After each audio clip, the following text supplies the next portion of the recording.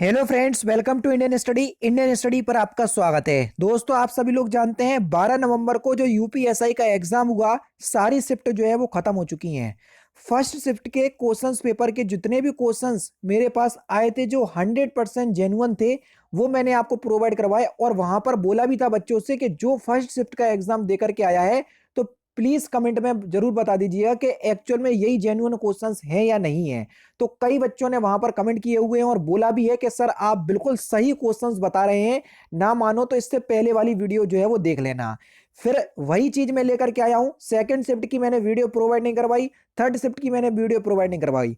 Second और third shift के जो क्वेश्चंस मिले हैं जो कि 100% जेन्युइन है, जो आपके एग्जाम में पूछे गए हैं, उसकी वीडियो में लेकर के आया हूं। साथ ही साथ इसमें लास्ट में मैं ये बताऊंगा कि मैथ में और रीजनिंग में किस टॉपिक से क्वेश्चंस पूछे जा रहे हैं, ताकि आप अपनी आने वाले दिनों में अगर आपका एग्जाम है तो उन टॉपिक पे आप अपनी कमांड कर सकें। फिर बीच में मैं आपको यह भी बता दूंगा कि फर्स्ट शिफ्ट में कौन से क्वेश्चंस पूछे गए थे, ताकि जिस बच्चे ने मेरी वो वीडियो नहीं देखी तो इस वीडियो के दौरान लगभग सभी शिफ्ट जो है वो शामिल की गई हैं। सबसे पहले तो क्वेश्चंस आपका यही पूछ लिया था कि प्रेमचंद्र के अपूर्ण यानी कि अधूरे उपन्यास का नाम क्या है जिसको वो पूरा नहीं कर सके थे। कई बार मैंने अपनी वीडियो में बताया, ये बता, हालांकि कहना बेकार रहेगा कि मेरी वीडियो में से ये क्वेश्चंस आया, जिसने सेट पेपर दिए हैं लगभग 220 सेट पेपर मैंने करवाए हैं हिंदी के, तो वो समझ रहा होगा। मंगलसूत्र, जंगम का विलोम शब्द कम से कम 4 से 5 बार करवाया मैंने। स्थावर होता है। खर का पर्यायवाची शब्द आपसे पूछा है, गधा होता है। छंद से जो क्वेश्चंस आ रहे हैं वो बिल्कुल मात्राएं वाले हो रहे हैं। हालांकि मैंने मात्रा तो गिनना भी आपको सिखाई है, किस छंद में कितनी मात्राएं होती हैं। मैं आपसे कह रहा हूं आप ये भी याद कर लो कि अर्धमात्रिक छंद कौन सा है, सम मात्रिक छंद कौन सा है और विषम मात्रिक छंद कौन सा है। ठीक है। और फिर जो आपके वार्णिक छंद है उसमें ये याद कर लो कि कौन से छंद में कितने वर्ण होते हैं। तो बरबे छंद से आपका क्वेश्चन पूछा गया था। घास फूस में कौन सा समास है, यहाँ पर आपका योजक चिन्ह लगा था, तो योजक चिन्ह से आप पहचान जाओगे कि यहाँ पर आपका द्वंद्व समास है। बैलगाड़ी में कौन सा समास है, कई बच्चे इसमें संबंध तत्पुरुष बोल रहे हैं कि बैल की गाड़ी नहीं होती, बैल के लिए गाड़ी होती है, और जब के लिए की बात आ जाती है तो संप्रदान तत्पुरुष हो जाता है। ठीक है। तो यहां पर फिलहाल तत्पुरुष समास होगा। ठीक है। यहां पर राम ने सेब खाया, अब देखो ऐसी क्रियाएं जिनको पूरा करने के लिए भारी साधन की आवश्यकता होती है तो सकर्मक क्रिया कहलाती कि नहीं कहलाती। राम को सेब खाने के लिए सेब की यानी कि भारी साधन की आवश्यकता है तो सकर्मक क्रिया होगी। ये भी मैंने आपको पढ़ाया हुआ है। आय का लिंग आपसे पूछा है कि आय में कौन सा लिंग होता है, तो यहां पर स्त्रीलिंग होता है। ठीक है। मिश्रित और संयुक्त वाक्य से एक क्वेश्चन था। जो वाक्य होते हैं, वाक्य को वर्गीकरण के आधार पर 3 भागों में बांटा गया, सरल वाक्य, मिश्रित वाक्य और संयुक्त वाक्य।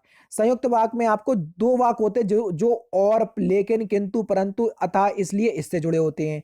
किंतु और जो आपका मिश्र वाक्य होता है वो एक वर्ड है, एंड में बीच में की आता है, उससे जुड़ा होता है बीच में। लेकिन कुछ शब्द ऐसे होते हैं जो आगे और पीछे से जुड़ते हैं, जैसे यदि थोड़े दूर पर आपको तो मिलेगा, जब थोड़े दूर पर आपको तब मिलेगा। इसी तरीके से जो वाक्य जुड़े होते हैं तो वो मिश्रित वाक्य कहलाते हैं, और जब दोनों से नहीं जुड़े होते हैं तो वो सरल वाक्य कहलाते हैं। अगर आपने पढ़ा है तो वो समझ जाओगे। दोपहर के बाद के समय को क्या बोलते हैं, अपराह्न बोलते हैं। ये वाला क्वेश्चन आया था। रानी केतकी की कहानी के लेखक आपसे पूछा था जो कि इंशाल्लाह है। पूर्वी हिंदी से एक प्रश्न आया था कि पूर्वी हिंदी में कौन सी बोली है, तो ये मैंने हिंदी साहित्य में मैं आपको करवाया हुआ है। ठीक है। कि पूर्वी हिंदी में कौन कौन सी बोली जो है वो आती हैं। इसके बाद जो फर्स्ट शिफ्ट में जो क्वेश्चंस पूछा गया था जो मैं नहीं ला पाया था, सौर सैनी अपभ्रंश से आपका एक क्वेश्चन था। ठीक है। पूर्वी हिंदी की अगर हम बात करें तो देखो, पूर्वी हिंदी में आपको कौरवी जिसको हम खड़ी बोली कहते हैं, हरियाणवी जिसको बांगरू कहते हैं, ब्रजभाषा, बुंदेली और कन्नौजी, ये बोली देखने को मिलती है। ठीक है। और यहां पर देखो, उत्पत्ति के आधार पर शब्द कितने प्रकार के होते हैं, ये आपसे पूछा गया था कि उत्पत्ति के आधार पर शब्द कितने प्रकार के होते हैं। भारतेंदु युग के कौन से कवि नहीं है, तो हिंदी साहित्य से आपका युग वाले क्वेश्चंस पूछे जाने लग रहे हैं, तो आप अच्छे से हिंदी साहित्य पढ़ो। ठीक है।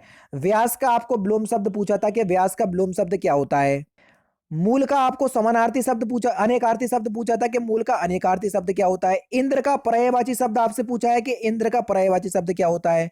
सफेद घोड़ी में आपको विशेषण पूछा है, सफेद घोड़े में कौन सा विशेषण होगा, है ना। चलो, क्रियार्थक संज्ञा आपसे पूछी है। गर्दन पर सवार होना, ये आपसे मुहावरा पूछा है। सेकंड और थर्ड शिफ्ट दोनों के मिक्स हैं। जब फर्स्ट शिफ्ट के एग्जाम स्टार्ट हो जाएंगे तो मैं आपसे बोल दूंगा कि अगर आप वीडियो छोड़ना चाहें तो छोड़ सकते हैं, ठीक है। एक हाथ से ताली नहीं बजती, ये वाला मुहावरा आपसे पूछा है। छंद में मात्राओं वाले प्रश्न जो है वो आ रहे हैं, रोला बरवे, और यहां से क्वेश्चंस पूछे गए हैं। वाच्य से 3 प्रश्न आए। वाच्य 3 प्रकार के होते हैं, कृतवाच्य, कर्मवाच और भाववाच, ठीक है। कर्ता की प्रधानता तो कृतवाच, कर्म की प्रधानता तो कर्मवाच, और जब दोनों नहीं हो, भाव की प्रधानता हो, तो भाववाच होता है, ठीक है। आकाश का पर्यायवाची शब्द आपसे पूछा है। घोटक का तद्भव आपसे पूछा, जो कि घोड़ा होता है, ठीक है। हाँ, स्वर सैनी अपभ्रंश से प्रश्न था कि स्वर सैनी अपभ्रंश में कौन सी भाषा जो है वो स्वर सैनी अपभ्रंश से निकली है, ठीक है। तो ये वाला क्वेश्चन एक था कि स्वर सैनी अपभ्रंश से कौन सी भाषाएं निकली हैं, जो कि मैंने आपको बता दी। पश्चिमी हिंदी हो गई, फिर उसके बाद गुजराती भी है और राजस्थानी भी है, ठीक है। एक बार इसको और चेकआउट कर लीजिएगा। हालांकि मैंने तो आपको यहाँ पर बता दिया कि स्वर सैनी अपभ्रंश से कौन सी भाषा जो है वो निकली हुई है, ठीक है। पश्चिमी हिंदी, राजस्थानी और गुजराती यही लिखी है, ठीक है। उर्दू में उपसर्ग आपसे पूछा था। वाचस्पति की वर्तनी आपसे पूछी है। आशीर्वाद में वर्तनी आपसे पूछी है, कई बार मैंने करवाया भी हुआ है। आजीवन में समास मैंने आपको बताया था, आगे आपको आ दिख जाए, प्रा दिख जाए, प्रति दिख जाए, आवत दिख जाए, अव्ययीभाव समास लगाना। नेपोलियन में संज्ञा, हाँ, अगर आपसे ऐसे पूछ लेता कि भारत का Samudragupta fill in the blanks इसको बोलते हैं, तो वहां पर फिर जब तुलना की बात आए तो वो जातिवाचक संज्ञा। हाँ, नेपोलियन की बात हो रही तो एक व्यक्ति का नाम है तो फिर व्यक्तिवाचक संज्ञा में आएगा, ठीक है। आधुनिक युग की जन्मदाता कौन है, तो ये भारतेंदु हरिश्चंद्र है। ये आपसे क्वेश्चन पूछा गया था, ठीक है। अब यहाँ पर देखो, ये फर्स्ट शिफ्ट के क्वेश्चन स्टार्ट हो गए। अगर आप यहाँ पर वीडियो छोड़ना चाहते हैं तो छोड़ सकते हैं। फिलहाल मैं तीनों शिफ्ट के कवर कर रहा हूँ, इसलिए यहाँ पर देख लो। डीएल ना होने पर, ड्राइविंग लाइसेंस ना होने पर जुर्माना कितना लगता है। द्विज का समानार्थी शब्द आपसे पूछा है। जल प्राण पुत्र किसका अनेकार्थी शब्द है, ये आपसे पूछा है। सरल का विलोम शब्द आपसे पूछा, जो कि जटिल होता है। विभावना अलंकार कौन सा अलंकार है, जो कि अर्थालंकार में आता है, ठीक है। उपविराम चिन्ह पूछा था, जो कि इस प्रकार का होता है। हो सकता है अभी ये पूछ ले तो ये अर्धविराम कहलाता है, ये अल्प विराम चिन्ह कहलाता है। हाँ, और भी अभी सेकंड शिफ्ट में कोई क्वेश्चंस विराम चिन्ह से आया है, मुझे ध्यान नहीं आ रहा, ठीक है। यहाँ पर आपको क्रिया से एक प्रश्न था, ठीक है। उड़ान में कौन सा प्रत्यय है, ये आपसे पूछा है। मधुशाला या मधुबाला पूछी गई थी, तो दोनों हरिवंश राय बच्चन की हैं। अल्पायु में समास आपसे प्रत्यय आपसे पूछा है। ये मात्र हंस लिखा है, ये मात्र हंस नहीं है बच्चे, है ना। जब मैंने अपने दोस्त से या बच्चों से बात की तो उन्होंने बोला कि मात्र हंत में कौन सा समास है, जो कि तत्पुरुष समास होगा, ठीक है। जो माता की हत्या करने वाला होता है उसको बोलते हैं मात्र हंत, ठीक है। तो मात्र हंस की जगह आप मात्र हंत कर लीजिएगा, ठीक है। उसके बाद आदरणीय शब्द में वचन पूछा है, जो कि बहुवचन होता है। अनुच्छेद 22 से आपका क्वेश्चन था। उसके बाद लड़ाई भलाई पढ़ाई से आपको क्वेश्चंस पूछा है। फेसबुक के सीईओ आपसे पूछे थे, ठीक है। जिंदगी नामा के लेखक, जो कि बता चुका हूं। छा का स्थान किस शब्दकोश के बाद आता है, शब्दकोश में किसके बाद आता है, का के बाद आता है। कई लोग कह रहे हैं कि छा जो है वो संयुक्त व्यंजन है, किस किस का, ये पूछा है। तो इसमें थोड़ा कंफ्यूजन है, क्योंकि आप सभी लोग जानते हैं बच्चों से जितना उन्हें याद रहते हैं वो वही बता पाते हैं, ठीक है। इनमें आपको सर्वनाम, देखो सर्वनाम से संज्ञा से लगभग क्वेश्चंस आपके हर शिफ्ट में पूछे जा रहे हैं। हाँ, अब ये क्वेश्चंस हैं, जे ध्यान रखना, ये वो क्वेश्चंस हैं आपके मैथ और रीजनिंग के, जिस टॉपिक से क्वेश्चंस आ रहे हैं तो इसको ध्यान से सुनना, क्योंकि ये भी बहुत इंपॉर्टेंट है। सबसे पहले तो जो सिक्के वाले प्रश्न होते हैं, अनुपात समानुपात वाले, अनुपात वाले प्रश्न से जो सिक्के वाले क्वेश्चंस होते हैं कि 3:2:1 के अनुपात में 1 रुपए 50 पैसे 10 पैसे के सिक्के दिए, जिनका मूल 204 205, इस तरीके से क्वेश्चंस पूछे जा रहे हैं। तो 5 पैसे के या 10 पैसे के सिक्कों की संख्या, तो ये वाले क्वेश्चंस पूछे गए थे। नंबर सिस्टम से 3 क्वेश्चंस आ रहे हैं, ठीक है। और मेंसुरेशन से 1 प्रश्न आया, लेकिन थर्ड शिफ्ट में 2 क्वेश्चंस देखने को मिल गए, ठीक है। नंबर सीरीज से आपके 2 से 3 प्रश्न देखने को मिले। एनालॉजी रीजनिंग से आपको 2 से 3 प्रश्न देखने को मिले। कोडिंग डिकोडिंग से 2 से 3 प्रश्न देखने को मिले। ब्लड रिलेशन से 2 से 3 प्रश्न देखने को मिले। जो समीकरण वाले होते हैं वो ऐसे लिख देते हैं, A+B का मतलब है ए जो है वो बी की माता है, ए गुणे बी का अर्थ मतलब है कि ए जो है वो बी का पिता है। इस तरीके से जो समीकरण वाले प्रश्न होते हैं वो आए। फिर दूसरे शिफ्ट में जो इशारे वाले प्रश्न होते हैं ब्लड रिलेशन से, वो देखने को मिले। फिर यहाँ पर देखो दिशा परीक्षण से आपके क्वेश्चंस आए, लेकिन किसी शिफ्ट में परछाई वाले क्वेश्चंस देखने को मिल गए, तो ये थोड़े से हार्ड बन जाते परछाई वाले।